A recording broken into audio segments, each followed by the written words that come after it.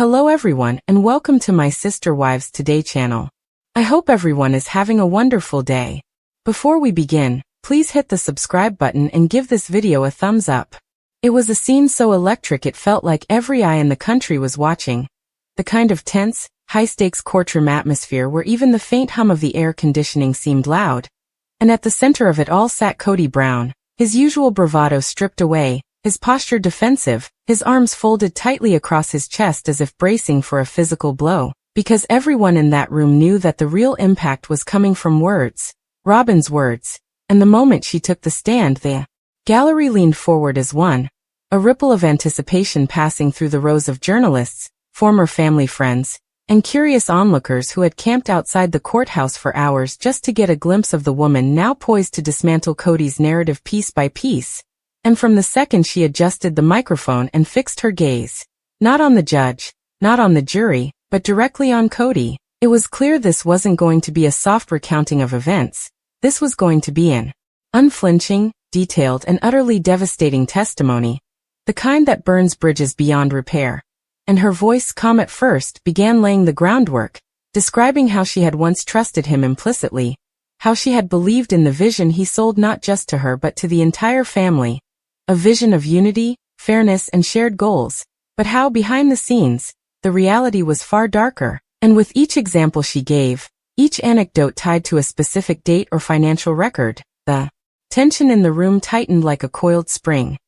She spoke of property deals negotiated without her knowledge, of bank transfers that seemed innocuous until she discovered they were funneled into accounts she'd never heard of promises made to the other wives and children that were broken quietly, in the shadows, while the cameras rolled on the illusion of harmony, and each time she mentioned one of these incidents, her attorney would slide a piece of paper or a photo across to the clerk. Emails printed in full, signed contracts, and even screenshots of late-night text messages from Kody himself, messages that, if real, painted him as not just manipulative but calculated, strategizing ways to protect assets, in a manner that skirted the very agreements they had all signed. And the more she spoke, the less Kody could hide his discomfort, his face tightening, his jaw working as though chewing on words he wasn't allowed to say, his foot tapping under the table in restless bursts. But Robyn didn't let up. She recounted a heated argument from months before the trial, one where Kody allegedly admitted that the family image was a business first, a family second. A statement that drew audible gasps from the gallery. And when asked by her lawyer how she felt in that moment, Robyn's voice cracked. Not with hesitation but with the weight of betrayal, as she explained that it was the day she realized the man she had defended for so long was not the man she thought she knew.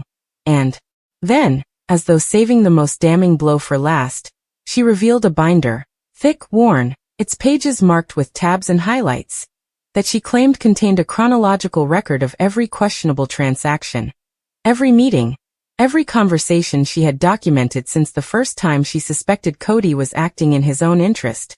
And as the judge flipped through the binder, pausing at certain points to confer with the clerk, Kody's lawyer rose to object, citing irrelevance, but was overruled, and Robyn seized the opportunity to drive the knife in further, recounting a specific day when Kody, in her words, smiled to my face while undermining everything we'd built behind my back.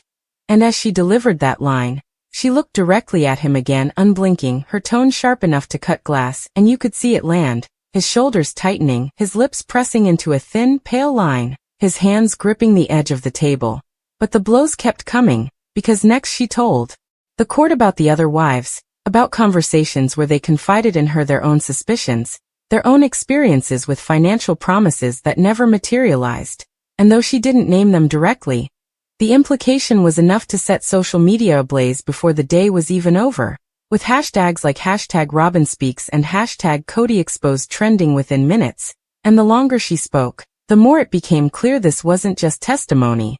It was a demolition, a systematic tearing down, of the empire Kody had constructed not just in reality but in the public's imagination.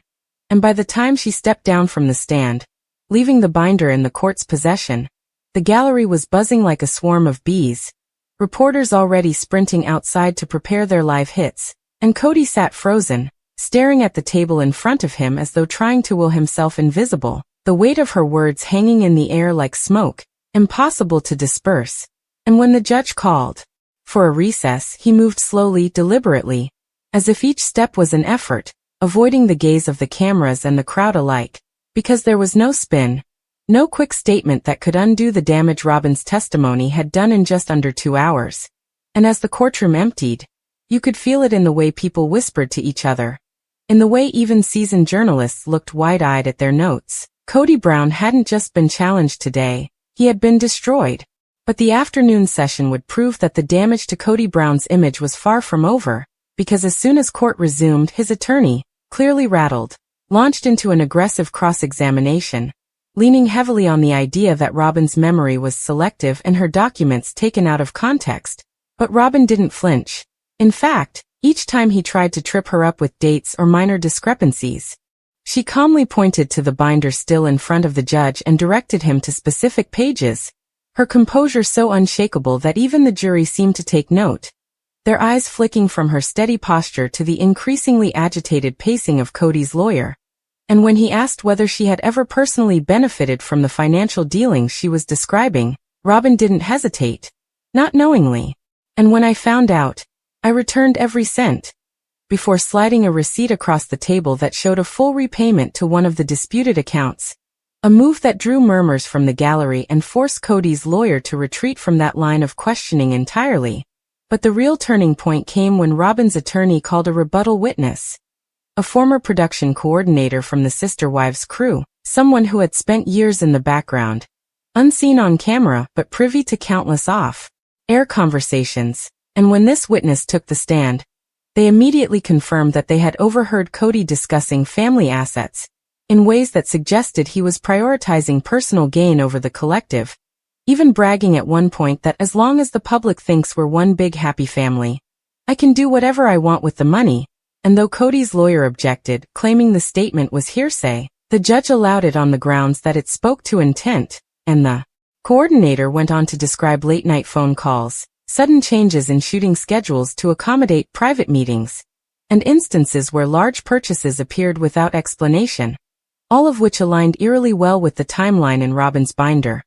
And as these details stacked up, you could practically feel Kody shrinking in his seat, his once animated facial expressions now locked into a fixed, stony glare, his hand pressed against his mouth as though physically holding back whatever he wanted to say. But the witness wasn't done. Before stepping down, they revealed that Robyn had approached them months earlier, quietly asking if they would be willing to testify if things ever went this far, which suggested that this wasn't a sudden betrayal but a carefully prepared stand, a point that hit Kody visibly hard, his eyes darting toward Robyn with a mixture of disbelief and anger. But Robyn met his gaze without a flicker of regret, and by the time the judge called for a final recess, the mood in the courtroom had shifted entirely. Reporters outside were already broadcasting that Kody's legal strategy appeared to be crumbling, while social media erupted with live commentary, clips of Robyn's sharpest lines going viral within minutes, fans analyzing every facial expression, every gesture, debating whether this was the moment Kody's public persona was finally beyond repair. And when the court reconvened for the day's closing statements, Robyn's attorney delivered a slow, deliberate summation that left no ambiguity. This case is about trust, trust that was built over years and shattered in moments. My client had faith in him. She defended him. And he used that trust not to protect her, but to protect himself. And the way she emphasized that last word made the silence in the room almost deafening. A silence Kody's attorney tried to break with a rebuttal about family disagreements being exaggerated into courtroom theater. But the words felt flat, almost desperate, and when the judge adjourned for the day, Kody rose without looking at anyone, his shoulders tight, his steps quick as he left through a side door guarded by security, while Robyn, surrounded by flashing cameras, walked calmly down the courthouse steps, pausing only to say, "I told the truth. That's all I ever wanted." A soundbite that would play endlessly on news loops and social feeds that night. And as she slipped into her waiting SUV, the crowd outside roared. Not in unanimous support, but in undeniable recognition that they had witnessed something irreversible. The public dismantling of a man who had once seemed untouchable.